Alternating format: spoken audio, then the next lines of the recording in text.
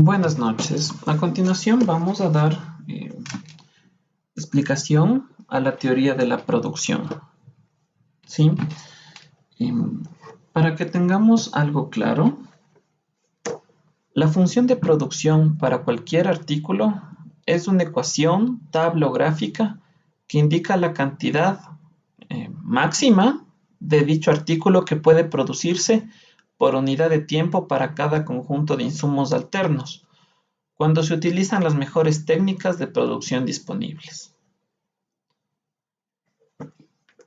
Es decir, que para utilizar el término de la producción debemos tener presente que vamos a trabajar con el mejor método, ¿sí? Un método ya probado, que obtiene resultados de eficiencia, eficacia y productividad.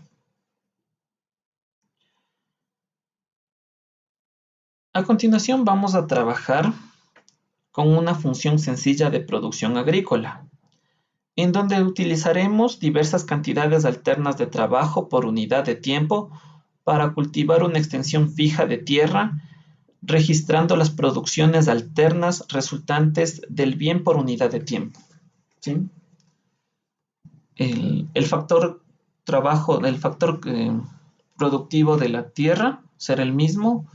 El trabajo irá en función de años hombre, es decir, aquí habrá 0 trabajo, aquí habrá una persona que trabaja durante un año, en esta celda habrá 2 personas que trabajen durante un año y así sucesivamente hasta 8 personas que trabajan durante un año en la misma hectárea de tierra.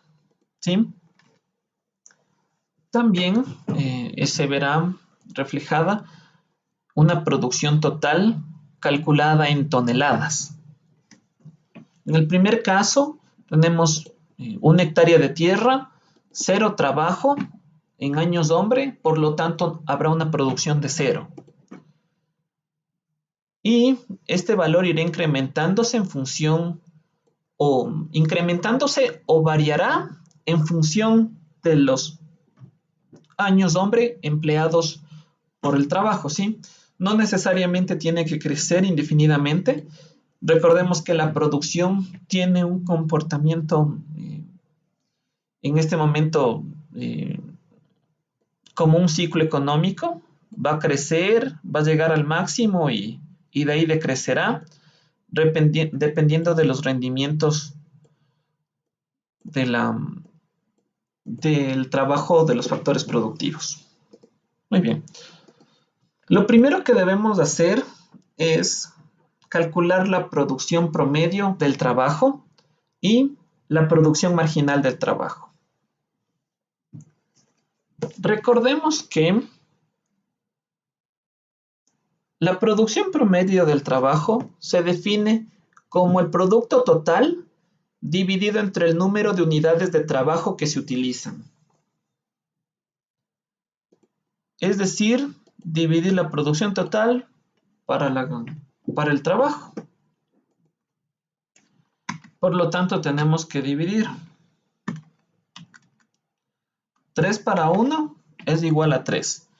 Y así sucesivamente, al utilizar el Excel podemos simplificar el cálculo de la producción promedio. En el último caso sería 13 dividido para 8.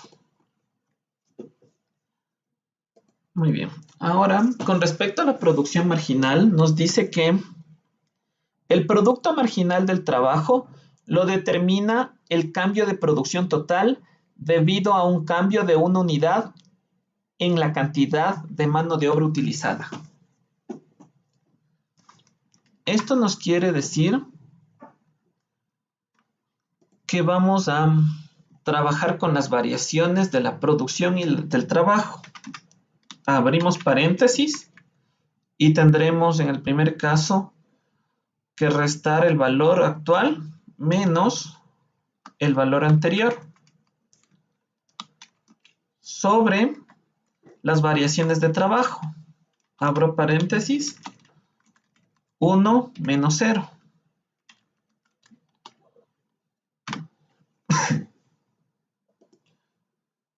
Esto me dará como resultado los siguientes resultados de producción marginal.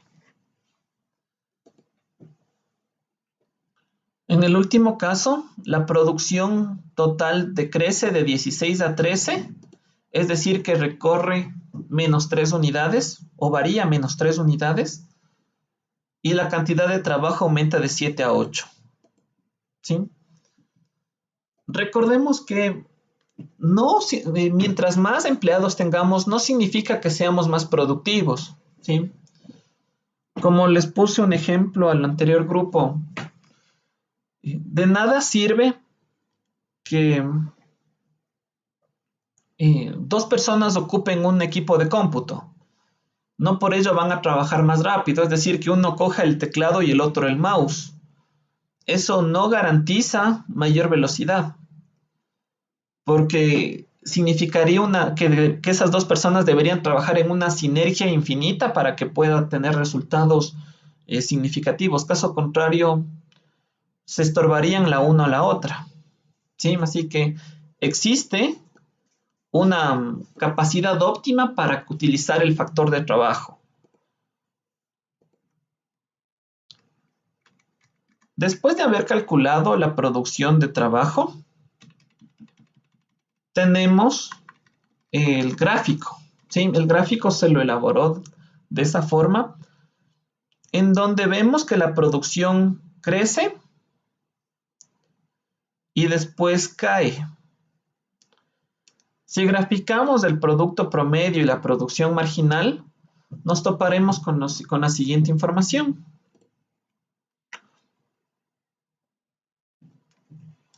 Prácticamente la línea tomate viene a ser la producción marginal y la línea azul la producción promedio. La interpretación que le podemos dar a esto es que estas curvas nos permiten calcular las etapas de la producción. ¿Sí?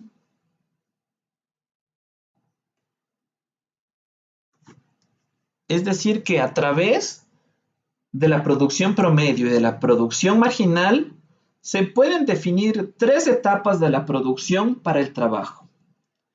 La primera etapa va del origen al punto donde el producto o la producción promedio está en su máximo. ¿Sí?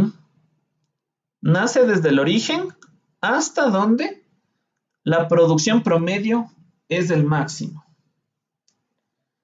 La etapa 2 va desde el punto donde la producción promedio está en su punto máximo hasta donde la producción marginal es cero. ¿Sí? Va del corte entre la producción promedio y producción marginal hasta donde la producción marginal es cero. ¿Sí? Esta es la segunda etapa. Y la tercera etapa abarca el intervalo en el que la producción marginal es negativa. Donde comienza la producción marginal a ser negativa, prácticamente se le consideraría como la tercera etapa de la producción. Y nos arroja los siguientes resultados. Etapa 1, etapa 2 y etapa 3. Hay que tener la siguiente interpretación presente. El productor no operará en etapa 3 incluso con mano de obra gratuita, debido a que podría aumentar la producción total utilizando menos trabajo por hectárea de tierra. En forma similar, no operará en la etapa 1 porque, como se demuestra, existen problemas. ¿Sí? Existen problemas porque no se alcanza una producción significativa o una producción creciente, es decir, no se alcanza la eficiencia del proceso productivo. La etapa 1 para la mano de obra corresponde a la etapa 3 para la tierra. Es decir, que la producción marginal es negativa. Esto deja a la etapa 2 como la única etapa de producción para el productor racional. ¿sí? Ustedes tienen, o sea, la mejor etapa para producir es la etapa 2. En la etapa 1 me falta empleados o trabajo para poder, o el factor trabajo para poder llegar al máximo de producción. Y en la etapa 3 me sobra trabajo para llegar, me sobra trabajo para poder garantizar una producción eficiente. Por lo tanto, el tramo de la etapa 2 es donde el consumidor, perdón, donde el productor está en un producto, en una decisión racional. ¿Sí?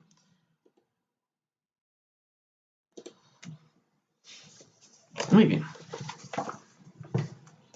A continuación vamos a tratar el tema de la producción con dos insumos variables. Estas son las isocuantas. Ahora se verá el caso en el que la empresa solo tiene dos factores de producción, trabajo y capital, ambas variables. Puesto que todos los factores son variables, se está en una situación de largo plazo. Una isocuanta muestra las diferentes combinaciones de trabajo y capital con las que una empresa puede obtener una cantidad específica de producción.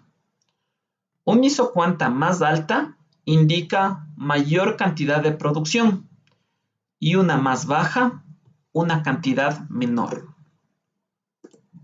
Por lo tanto, estamos hablando de que la isocuanta mayor entre estas tres opciones, al realizar el gráfico, es la isocuanta 3. ¿Sí? Tiene la mayor cantidad de trabajo y capital utilizado para poder producir una cantidad productiva mayor. En todas estas combinaciones, prácticamente se produce la misma cantidad.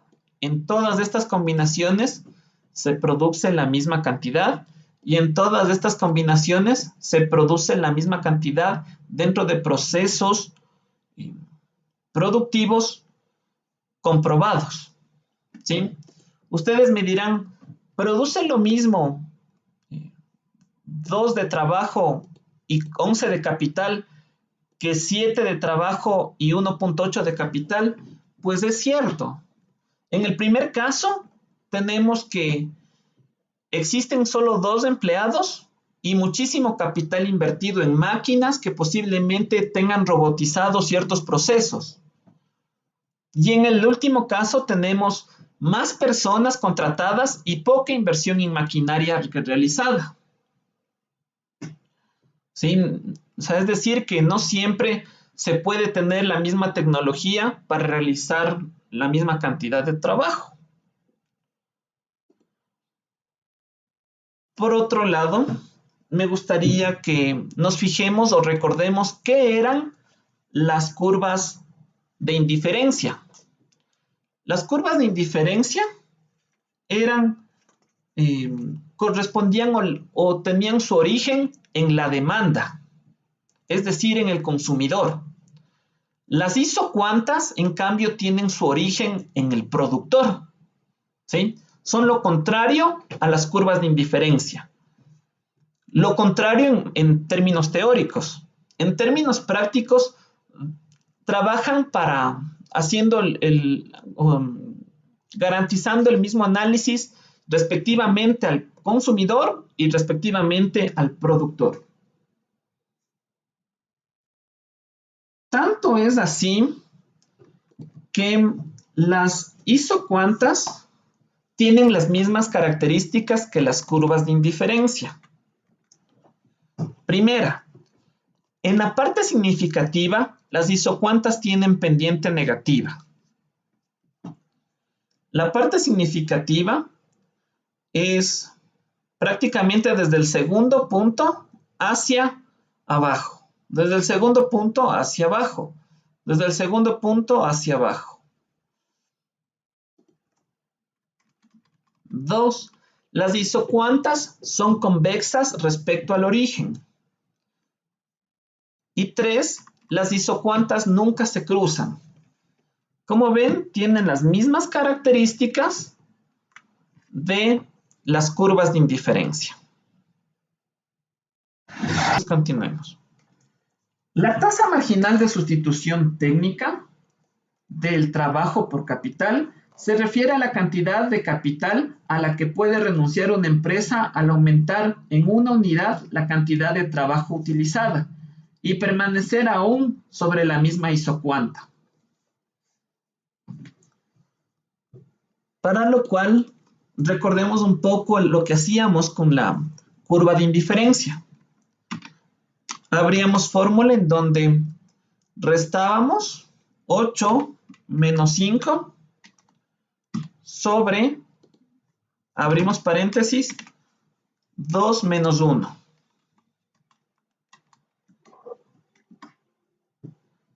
Y este valor prácticamente es el que vamos a utilizar en el resto de tasas marginales de sustitución.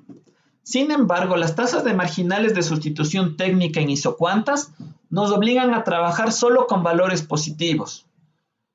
En este caso, no deberíamos trabajar con el primer valor de tasa marginal de sustitución ni con el último, ¿sí? Si calculamos la tasa marginal de sustitución para el primer valor, nos sale negativa. Por lo tanto, esta tasa marginal de sustitución de preferencia no hay que calcularla, al igual que la última, no la tomaremos en cuenta. Las tasas marginales de sustitución positivas que tengamos en las isocuantas, esas sí vamos a utilizarlas y vamos a encontrar de repente estén saltados los valores del trabajo. Y ahí podríamos estimar un comportamiento intermedio. Esta misma forma de cálculo la podemos trasladar tanto a la isocuanta número 2 como a la isocuanta número 3. Y prácticamente estaríamos realizando o encontrando similitudes y diferencias. ¿Sí? En todas, la tasa marginal de sustitución técnica es la misma hasta la combinación de trabajo 3 en la primera isocuanta, 5 en la segunda isocuanta y 7 en la tercera isocuanta. A partir de ahí, la tasa marginal de sustitución es diferente. Se distribuyen de manera diferente y por lo tanto eso indica el comportamiento que tienen en la gráfica. Son más dispersos y ocupan más cantidad de espacio en la cantidad de trabajo y obviamente más capital para todas. El siguiente tema a tratar es isocosto. Un isocosto muestra todas las diferentes combinaciones de trabajo y capital que puede comprar una empresa, dados el desembolso total de la empresa y los precios de los factores. Por lo tanto, estamos hablando de que los isocostos vienen a ser para la producción lo que la línea de restricción presupuestaria es para los consumidores, ¿sí? La línea de restricción presupuestaria pertenece a la demanda y el isocosto pertenece a la oferta. En la línea de restricción presupuestaria tenemos el ingreso y para el caso de para el isocosto tenemos en cambio el desembolso. Además también nos pide que trabajemos con los precios con los cuales se puede contratar trabajo y capital. Suponiendo que el trabajo es $1 y el capital es $1 y el desembolso es de $10, prácticamente debemos buscar las coordenadas con las cuales podemos calcular la recta isocosto. Y trabajamos de la misma forma como lo hacíamos con la línea de restricción presupuestaria. Dividimos el desembolso total para el precio del trabajo en este caso, y eso equivale a ocupar todo el desembolso en el factor trabajo, lo cual nos dejaría sin ingresos para el factor capital. Asimismo, vamos a dividir el desembolso para el precio de capital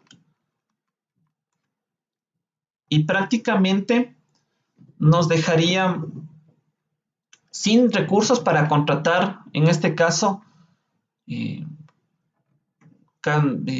trabajo. Y nos quedaría la recta isocosto de la siguiente forma. Todo lo que esté debajo de la recta isocosto puede ser pagable dentro del desembolso. Y todo lo que esté por encima de la recta isocosto prácticamente es inalcanzable para el productor. Muchas gracias.